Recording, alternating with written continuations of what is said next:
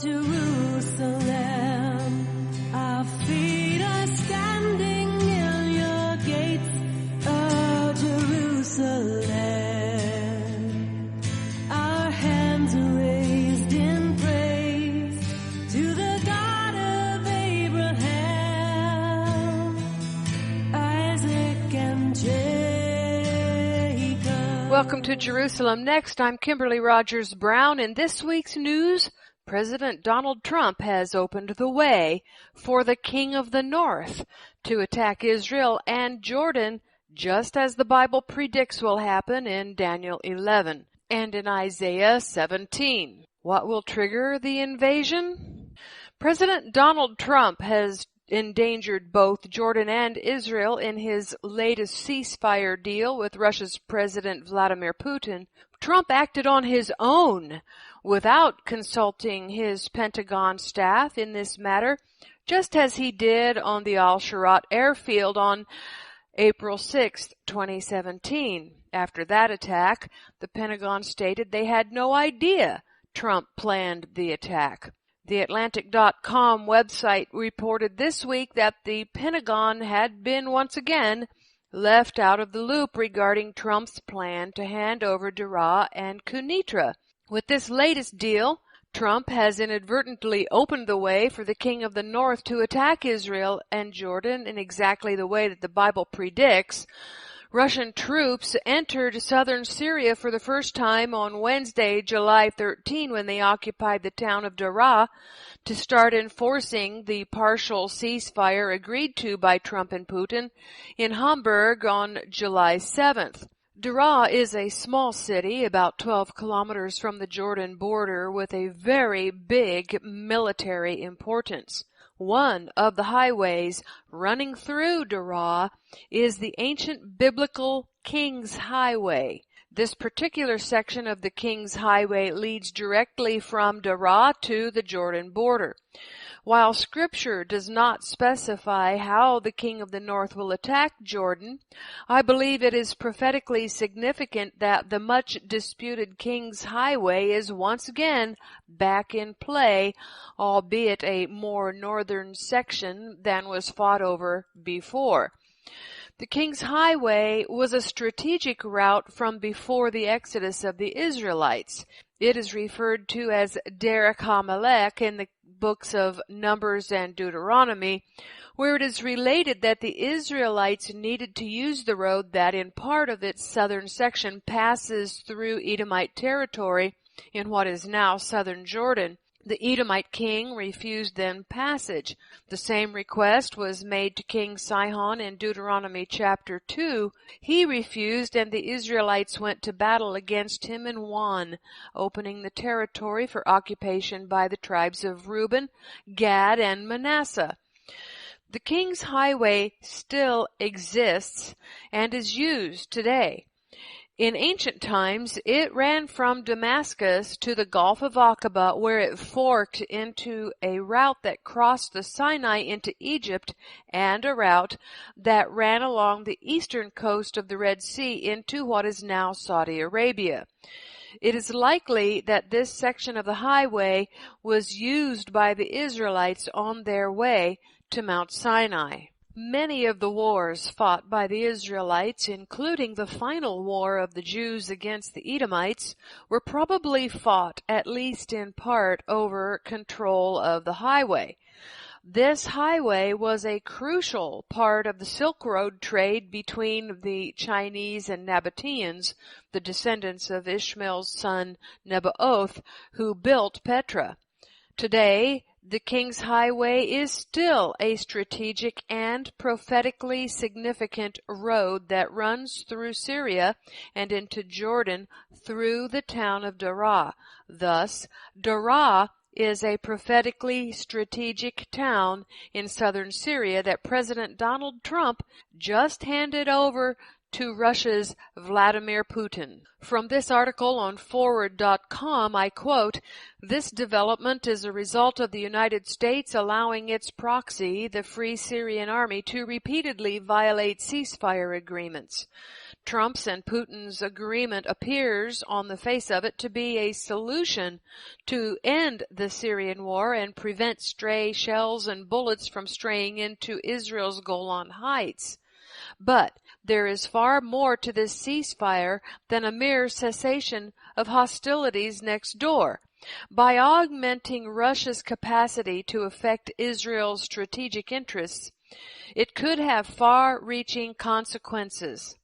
While the U.S. is a party to the ceasefire agreement, it will not be involved in policing it." Unquote.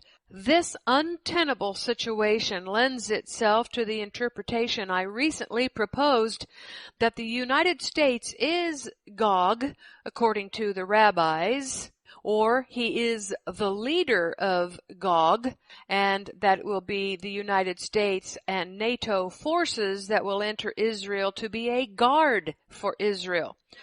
I believe the U.S., i.e. Donald Trump, could awaken to the fact that he made a horrible mistake, one that he will try to correct by leading the forces of Gog into an occupation of Israel. It may seem to be a wild jump from not having a part in policing the recent Syrian ceasefire all the way to the Gog-Magog war, but I ask you to continue to listen to my proposal. I recently said that I had a new insight about Gog's pretension for entering the land of Israel to occupy the West Bank, where once I thought Gog would use the Israeli-Palestinian conflict as its sole reason for its occupation of Israel. I now believe it will have more to do with the King of the North than the Palestinians. However, it would not surprise me if the issue of Temple Mount came into play. Ezekiel 38 verse 7 gives us a clue about Gog's pretenses toward Israel. It says, "Be you prepared, and prepare for yourself, you and all your company that are assembled to you, and be you a guard to them." In my most recent insight, Gog will guard Israel at first, before turning on them. The pretense will be something other than the real reason, which will be to get the spoil, the natural gas and oil and everything else that is Israel's. It is possible that the pretense or the excuse for guarding Israel is because the U.S. is not involved in maintaining peace along Israel's border. The U.S. will have no say at all in what Russia does on the Golan border.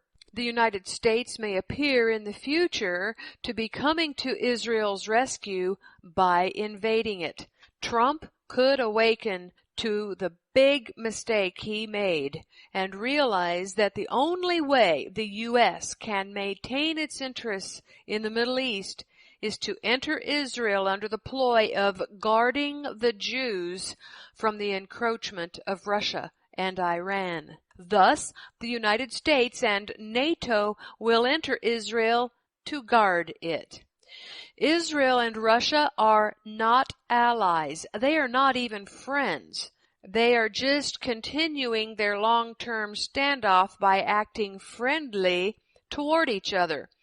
These two countries have not been so geographically close to each other since the Israel-Egypt War of Attrition across the Suez Canal in 1970. At that time, Israel faced off against hostile Soviet Air Force and Air Defense divisions, and Israeli Phantom and Mirage combat aircraft shot down 5 Soviet MiGs. Now, Russia, with its boots on the ground in Syria and its involvement in complex local negotiations, is not only a fixture of the Arab Middle East and the Eastern Mediterranean basin, it is also a neighborhood fighting force along the Israel and Jordan borders. Washington is leaving the western part of Syria, the urban, non-desert part, to Russia, Iran, and of course the Assad regime. These, along with Iran's allies, Iraq and Hezbollah, form the 4+1 coalition that is the prophesied King of the North. Why is the 4+1 coalition the King of the North army and not the Gog army? It is because this coalition is a direct threat to Jerusalem.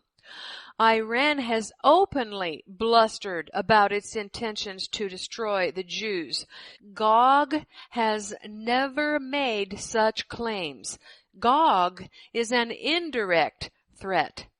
The first king of the north was ancient Persia. The next two are Greek.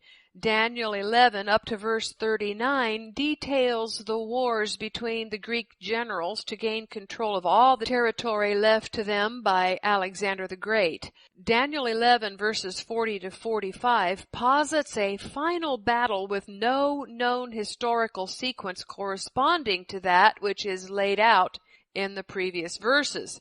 Many interpreters of Daniel consider this section to contain a reference to a much more distant future from Daniel's time, likely a future that has now arrived. Whereas Daniel 11 begins with the current king being of Persian origin, the next two kings of the north being Greek, we now must decide if the fourth king of the north will be Persian or Greek. It is unlikely that God will break the pattern of using either a Persian or Greek empire to raid Israel in the end of days. At the moment, Greece is not even a player in this scenario.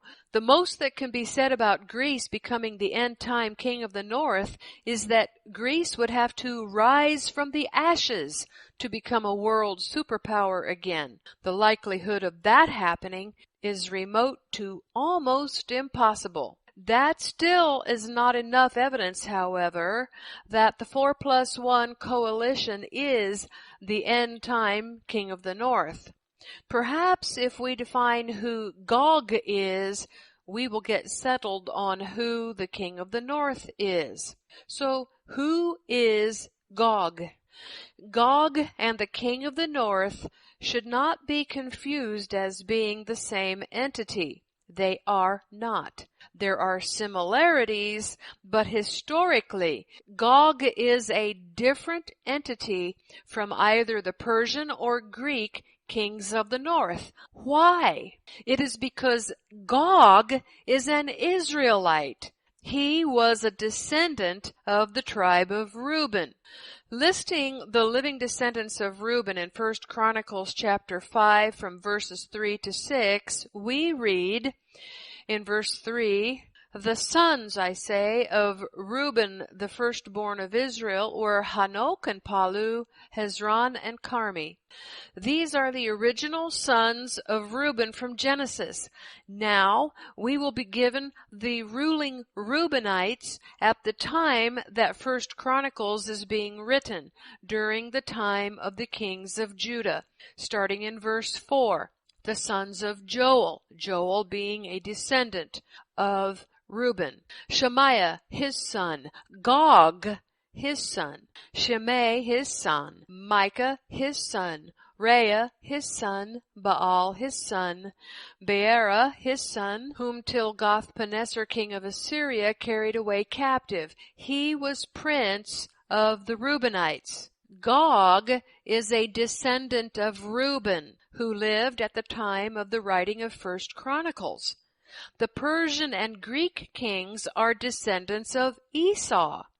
There is no time for me to expound the history of the 4 empires of Daniel and how each one was ruled by a descendant of Esau in the Edomites' quest to conquer Jacob. But the Great Tribulation is the culmination of Esau's war with Jacob to retrieve the birthright and blessing lost by Esau. So it makes sense that a descendant of Esau will help trigger the Great Tribulation. Furthermore, Historical references abound from the centuries before and after Yeshua's earthly walk that plainly tell us that Gog moved to the land of Magog, which is now Turkey. After that, the tribe of Gog moved to the north side of the Black Sea, where they became known first as Scythians, then later Scandinavians. Their next migration was into Germany, who now heads the European Union and controls NATO. But who controls the European Union and NATO?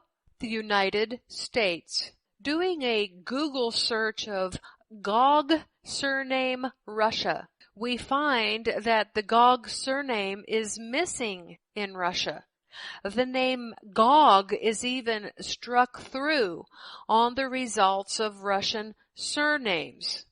Doing a Google search of Gog surname Germany, 129,000 results are shown, starting with the Gog genealogy and family tree page. The Gog family name in Germany is almost like Smith or Jones in America. Gog has been hiding in plain sight. Germans are proud of the Gog name, too. They use it as an acronym for good old Germany, German Open Gaming. Allacronyms.com lists the Gog acronym as Government of Germany. I'm not sure how much more information people need to understand that Gog is an Israelite who fled Israel just prior to the Assyrian captivity of the northern 10 tribes. I know this, though, Yahweh will turn him back, as it says in Ezekiel 38:4. Gog and the king of the north have different purposes. Another way to differentiate between Gog and the king of the north is to recognize that they have different purposes. Gog will enter Israel on the auspices of being a guard, according to Ezekiel 38:7. Now, this can be read to mean Gog will guard the troops he brings with him, or that he will guard Israel from something. The first option is the mainstream interpretation. The latter interpretation makes more sense, especially since armies don't usually need a guard.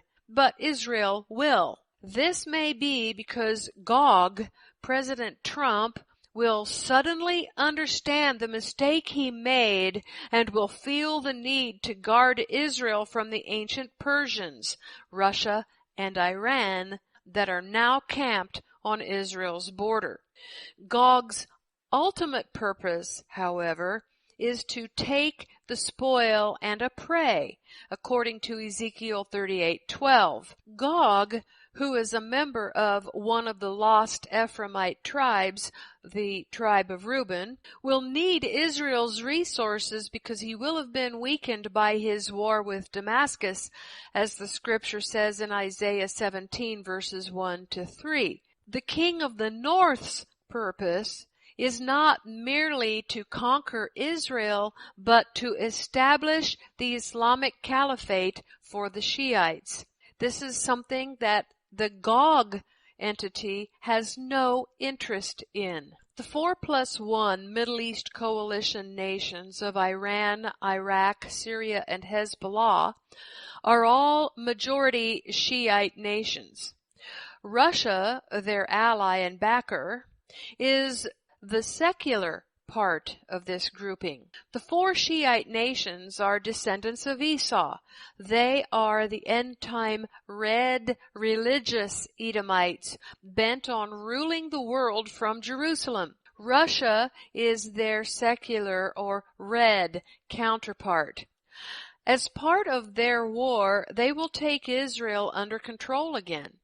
The greater agenda and major focus of the King of the North's war is to take away Saudi Arabia's leadership in the Muslim world.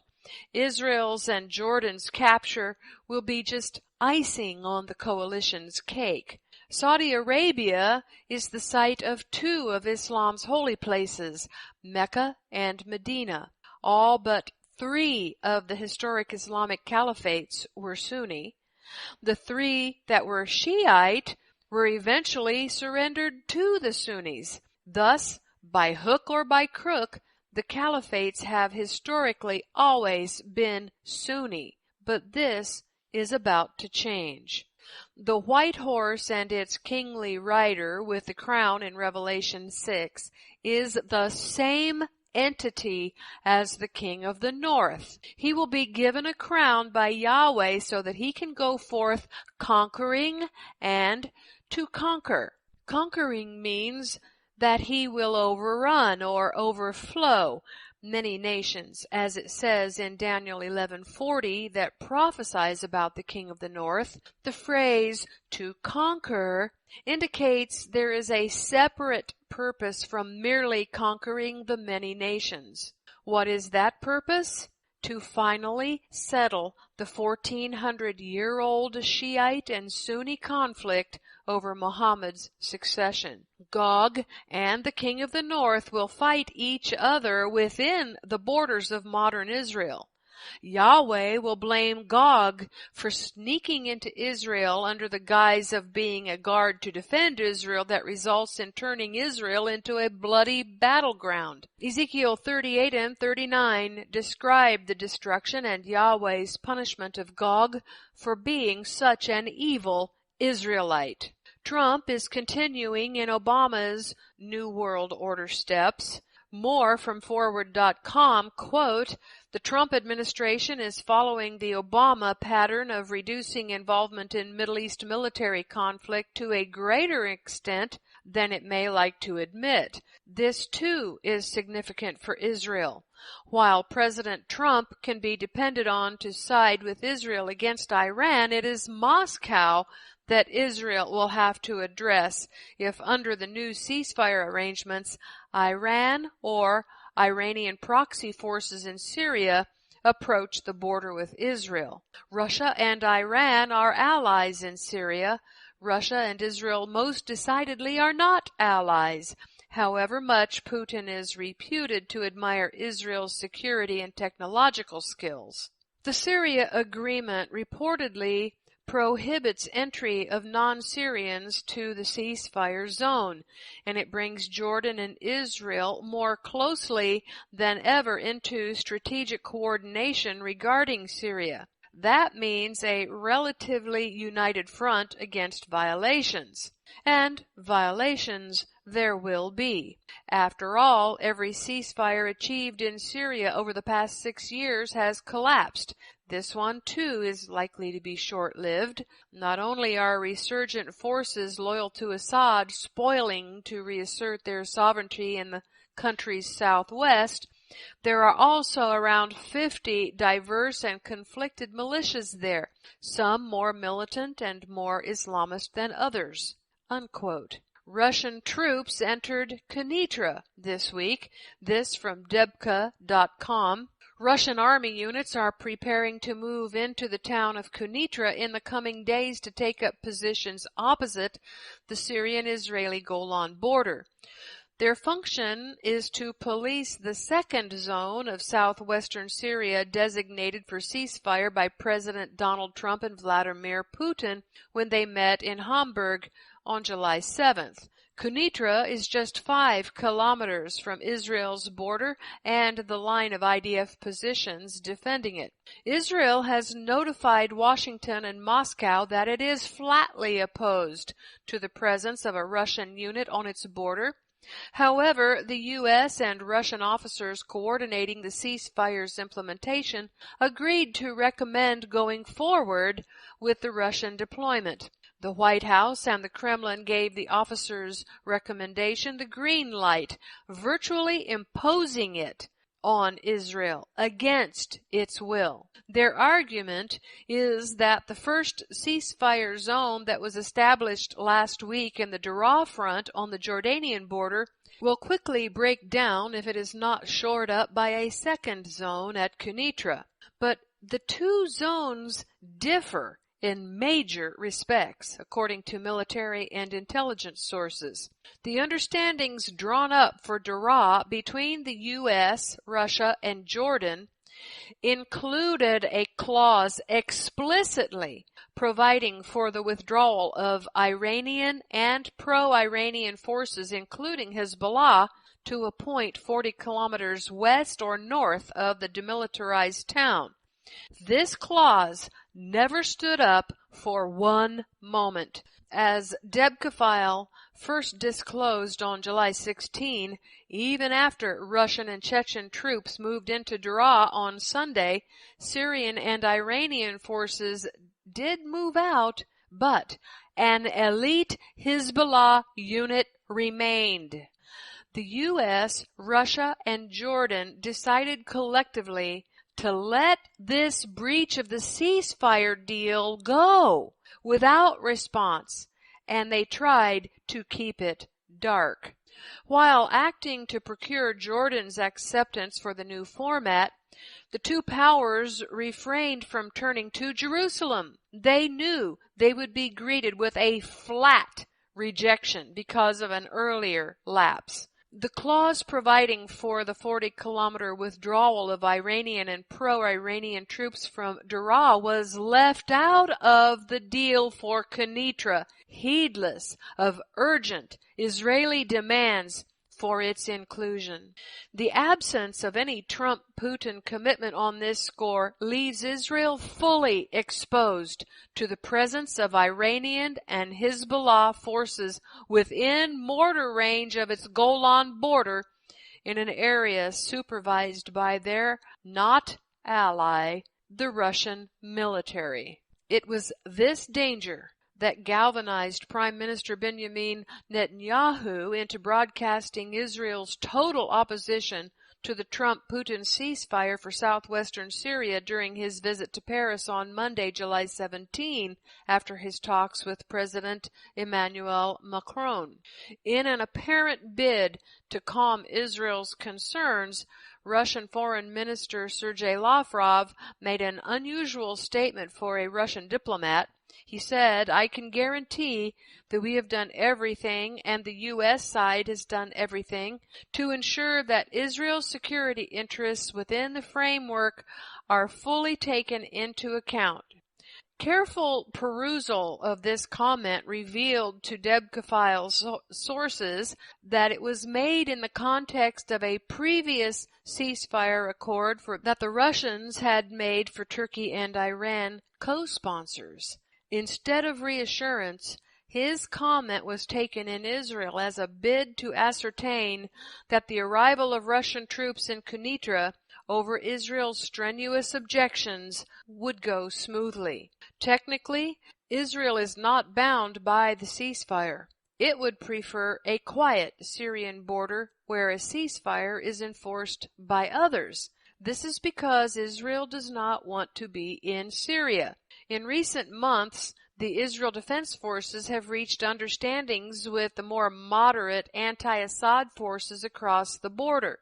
Israel resupplies them, and they in turn keep the Sunni extremists and the Shiite Iranian proxies away. But the IDF has taken pains not to establish a presence of its own on the Syrian Golan, lest they witness a repeat of Israel's disastrous 18-year occupation of southern Lebanon, which ended in 2000. In this regard, Prime Minister Benjamin Netanyahu and the IDF have thus far managed Israel's affairs in and around revolutionary Syria with admirable caution. The most negative scenario Israeli strategic thinkers have conjured up for the Golan Front involves an end to the Syrian civil war that places significant battle-tested Iranian and Hezbollah forces on Israel's two northern fronts,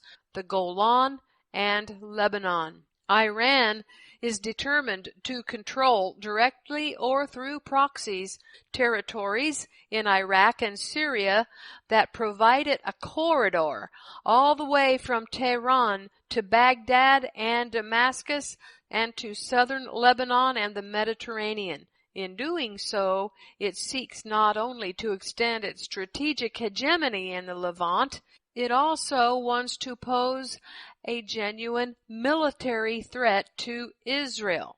The Russian deployment was the first step in their posting troops along Syria's Israeli and Jordanian borders, as was agreed between Washington and Moscow. President Trump had assented to this arrangement to bolster the first stage of the Syrian ceasefire going into effect in the deconfliction zone of the Southwest. Unquote. From Debka.com. If the occupation of Daraa and Kenitra was only performed by Russia, the notion that the occupation pointed to a coming assault by the King of the North would be suspect. Russia by itself is not the King of the North, but Russia, Iran, and the other 4+1 coalition allies is the King of the North. And the King of the North is set to ride its white revelation horse whenever it pleases, whether that be now or 10 years from now. There is a principle in the art of war. An area once occupied shall remain occupied. Donald Trump just made it easy for the King of the North coalition to enter Jordan unabated through Daraa, which is only 12 kilometers from that border, and Israel can be attacked via Kenitra, which is only 5 kilometers from that border. So, when the Russians, including military police and Chechen paratroopers, were sighted getting out of the vehicles of their convoy and taking up positions in the center of Daraa, it was understood that this occupation would likely be permanent. And Israel also understands that permanency of the Kenitra occupation. Here is how this war may happen. Online, I have maps that you can look at that show you what I'm talking about. You can see these maps and read this text at beastwatchnews.com and at HebrewNationOnline.com in the premium news alert there. Little does Donald Trump realize that his most recent move was orchestrated by Yahweh in a way that is unmistakably prophetic by involving the ancient King's Highway. The prophetic aspect of this could have been missed but for the understanding of all the ancient and modern struggles associated with this very highway, one section of which Donald Trump just handed to Russia and Iran so they can invade Jordan. From Daraa, I believe it is possible that the Persians, Russia, Iran, and their 4+1 coalition will cross into Jordan using the King's Highway. On the map, that is Route 35. Route 15 is also the King's Highway. There will probably also be airstrikes by Russia to open the way for the coalition troops. The coalition will just bust right through the border crossing into Jordan and hurry to Amman. Amman will fall. Jordanian and U.S. jets and ground troops will be mustered, but it will be too late. Jordan's and the U.S. fighting power in this area is very limited and will easily be overwhelmed by the coalition. The coalition must take Amman to prevent the Jordanians, the United States, and even Israel from protecting their Arab ally, Saudi Arabia. In fact, this is one huge strategic reason Israel will be attacked at the same time that the coalition is attacking Jordan. The attack on Israel will keep the Israelis busy while the coalition takes Jordan and moves on to Saudi Arabia. We know Jordan will be attacked by the King of the North because the book of Daniel says the chief of the children of Ammon will escape. Amman is the capital of Jordan. It will be attacked in order for the royal family to escape. The ancient areas of Moab and Edom will escape as well. Daniel 11:41. He shall enter also into the glorious land, that's Israel, and many countries shall be overthrown, but these shall escape out of his hand, even Edom and Moab and the chief of the children of Ammon. There's no reason to escape if their country is not under attack. After the coalition conquers Ammon, their attention will turn to Saudi Arabia and to the conquest of Mecca and Medina so that the Shiites can establish their caliphate. The Shiite coalition must conquer the Sunnis. This is why the crown is given to the Shiites by Yahweh even before the white horse of Revelation 6 rides. Looking at the possible movements of the Russian and Iranian coalition armies, it can be seen how southern Jordan will become the place that the woman of Revelation 12 flees to. Southern Jordan will become the only place on earth that is safe for her. Israel will be attacked, I believe, soon after Gog, or Donald Trump, if he is Gog, realizes his mistake in letting Russia and Iran occupy Daraa and Quneitra. Adding to the mess, President Donald Trump has fired the Free Syrian Army. President Donald Trump has ended the CIA's covert program to train and equip Syria's rebels, according to a report released this Wednesday. Trump made the decision almost a month ago.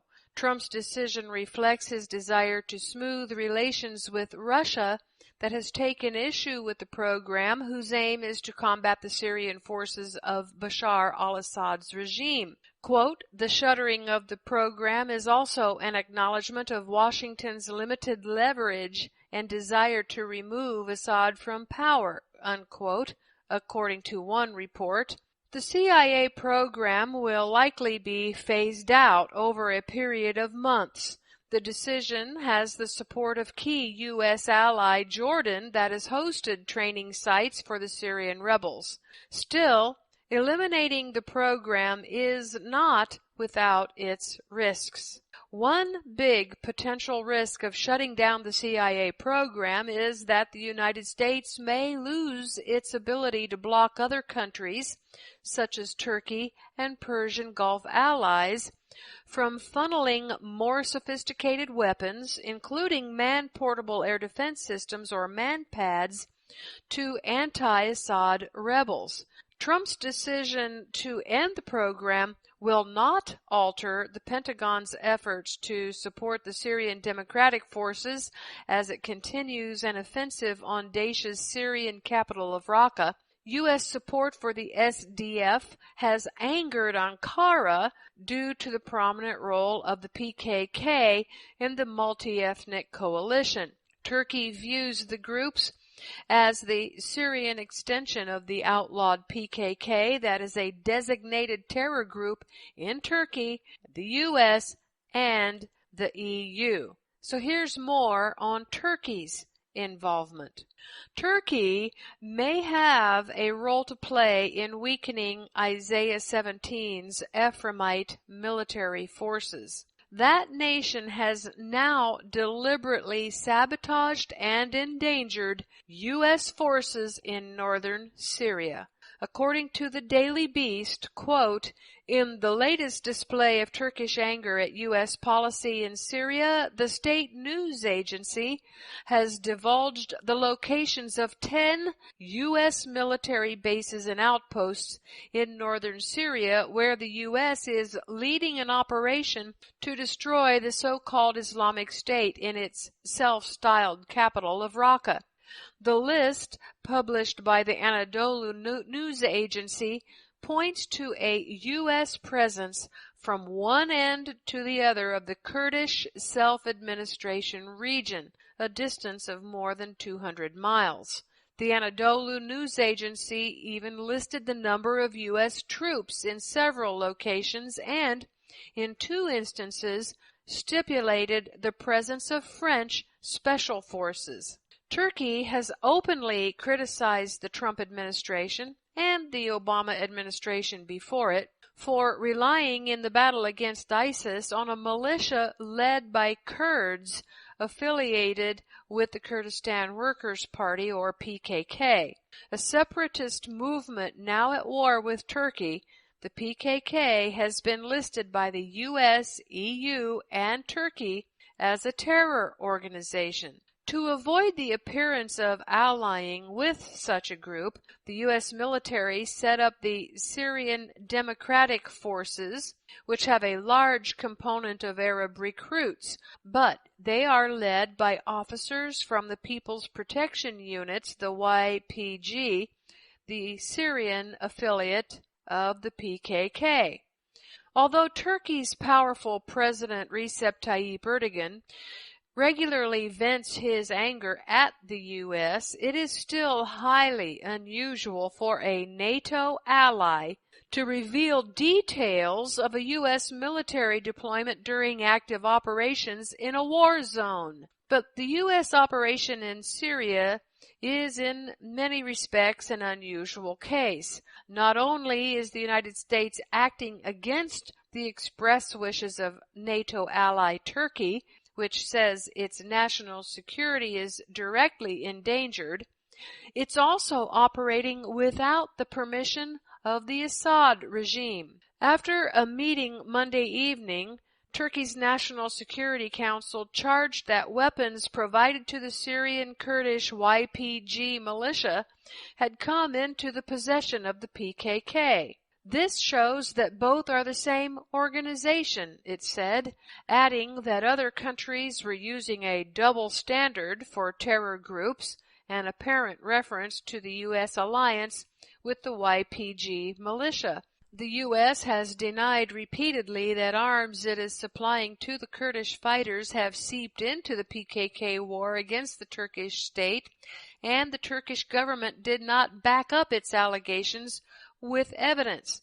Yet, for all this anger, Turkey has the chutzpah to still ask for entry into the European Union. According to the NorthAfricaPost.com, the 36th Turkey-EU Joint Consultative Committee kicked off in Brussels on Tuesday, with Ankara pressing for a full membership to the European body despite EU member states' harsh criticism of its human rights record and political openness. Turkey's European Union Affairs Minister Ömer Çelik urged the EU to support Turkey during this difficult period in the region by understanding the reasons for the fight against terrorism, by providing visa liberalization, and especially by accelerating the accession process. Negotiations have been ongoing for 12 years, but reached their lowest point in 2007 over the disputed Cyprus territory that is now under Turkish control. Ezekiel 38 and 39 do not explicitly state that Magog will be involved in the Gog-Magog war. The scriptures only mention that Gog is from the land of Magog. However, that does not preclude Turkey, ancient Magog, from being part of the Gog invasion of Israel, either just prior to or just after the invasion by the king of the north. Whether or not these biblical wars happen in the way I describe here is not the point. The point is that a huge step toward both wars has been made, and it was made by the President of the United States. Yahweh is moving his chess pieces. Now let's take a look at whether Temple Mount tensions might trigger Gog's military occupation. The White House said it is very concerned over tensions surrounding Jerusalem's Temple Mount complex, it said in a statement late Wednesday, urging Israel and Jordan to restore calm in the area after days of violent clashes. Muslim worshippers have been protesting Israel's decision to install metal detectors and other security measures at entrances to the holy site in the wake of a deadly terror attack near there on Friday, saying the move breaks the delicate status quo agreement between Jerusalem and Amman. The United States is very concerned about tensions surrounding the Temple Mount Haram al-Sharif, a site holy to Jews, Muslims, and Christians, and calls upon the State of Israel and the Hashemite Kingdom of Jordan to make a good faith effort to reduce tensions and to find a solution that assures public safety and the security of the site and maintains the status quo, the White House press office said in a brief statement. It added that Washington would continue to closely monitor the developments. If the rabbis are right that the President of the United States will turn out to be Gog, tensions with the Palestinians, as well as the threat from the 4+1 coalition, could trigger the decision to invade Israel, especially if both threats happen simultaneously. Keep watching, as Yeshua said, one day the rumors of war will turn into actual war. In other news, a series of powerful quakes rocked Russia, too, this week, a 7.7 and a 6.2, and a Peru quake, a 6.4 magnitude on July 17th. A 6.2 earthquake hit Nikolskoye, Russia at 11:05 a.m. That earthquake marked the beginning of an earthquake swarm comprising at least 15 quakes between magnitude 4.4 and magnitude 7.7 in the region. Then, a bit more than 12 hours later, at 11:30 p.m., a 7.7 earthquake hit the same area of Russia, 198 kilometers east-southeast of Nikolskoye, Russia. The earthquake was very shallow, said the news, only 10 kilometers below the seabed. The U.S. Pacific Tsunami Warning Center initially warned hazardous tsunami waves were possible for coasts within 300 kilometers of the epicenter. Alaska was, but the tsunami wasn't. A wildfire that has forced thousands of Californians to flee their homes exploded in size on Wednesday, threatening a picturesque gold rush town outside Yosemite National Park as dozens of blazes scorched the U.S. West. More than 2,000 firefighters have contained just 7% of the Detweiler fire, which is approaching the town of Mariposa and other tiny communities in the foothills of the Sierra Nevada mountains. This is according to the Cal Fire State Agency and its website. The blaze has mushroomed to 48,000 acres, an increase of about 23,000 acres compared with the day before. The fire has destroyed 29 structures and is threatening some 1,500 more structures, according to local media reports. Firefighters are facing extreme and aggressive fire behavior, said the report, with solid walls of flame and sparks from the main blaze setting spot fires in grasslands, according to the California Department of Forestry and Fire Protection. Flames have destroyed 8 structures southwest of Yosemite National Park, and the fire is threatening power lines to the park, but no one has been injured. The small communities of Coulterville and Greeley Hill were ordered evacuated on Wednesday, and Mariposa's 2,000 residents were told to leave town on Tuesday after its power and water links were damaged. In total, nearly 5,000 people are under orders to vacate their homes, according to officials. And in British Columbia, 32,000 British Columbians have now been displaced as one of the worst wildfire seasons in British Columbia's history continues. British Columbia remains under a state of emergency as 155 wildfires continue to burn across the province. 15 of those fires are threatening communities. The cashless society just got another push by Visa. In a statement released recently, the statement says, today, Visa announced it is launching a major effort to encourage businesses to go cashless. Aiming to create a culture where cash is no longer king, the program will give merchants increased ability to accept all forms of global digital payments. Visa will be encouraging and helping merchants to go cashless by using innovation to their advantage in order to stay competitively connected to their customers. To encourage businesses to go cashless, Visa is announcing the Visa Cashless Challenge with a call to action for a small business like a restaurant or a cafe or food truck owners to describe what cashless means for them, their employees, and customers. And Visa will be awarding up to $500,000. $500,000 to 50 eligible U.S.-based small business food service owners who commit to the bribe, to joining the 100,000 or the 100% cashless quest. They're just gonna push it, aren't they?